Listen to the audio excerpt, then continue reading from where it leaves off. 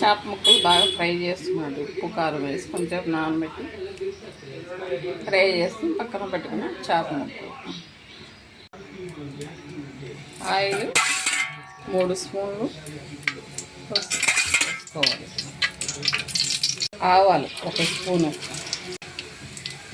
జీలకర్ర 1 స్పూన్ వేసుకొని కరివేపాకు, పచ్చిమిర్చి చీలికలు, కొత్తిమీర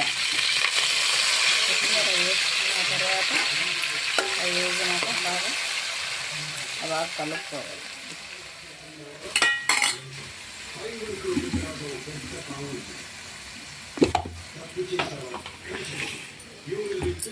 మసాలా కారము, ధనియాలు 2 స్పూన్లు, పట్ట ఒక దబ్బ, లవంగాలు, వెల్లుల్లిపాయలు అన్నీ వేసి వేయించుకొని, ఉల్లిపాయలు పెద్ద 3 వేసి వేయించి, టమోటాలు, ఇట్లా కారం, పసుపు, ధనియాల పొడి అన్నీ దీంట్లోనే వేసి మిక్సీ పెట్టాను. ఈ మసాలా అంతా వేయించుకునిందే కాబట్టి ఎక్కువసేపు పట్టదు, తొందరగానే వేగిపోతుంది.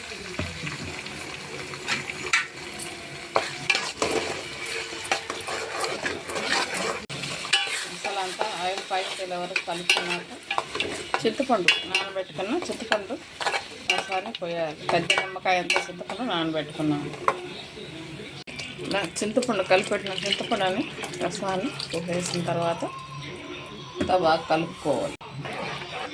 బాగా కలిపి పులుసు బాగా చేప ముక్కలు దీంట్లో వేసి కొంచెం ఉడకనిచ్చి దింపేసుకోవాలి. రుచిగా జరిగినాక సాల్ట్ వేసుకొని, చేపల పులుసు కాబట్టి ఉప్పు కారం కొంచెం బాగుంటేనే వేసుకుంటాము. పులుసు ఇలా తెల్లిన తర్వాత చేప ముక్కలు వేసుకోవాలి. ముక్కలు పక్కన పెట్టుకున్నాను కదా, ఇప్పుడు ఆ పులుసులో వేస్తాను.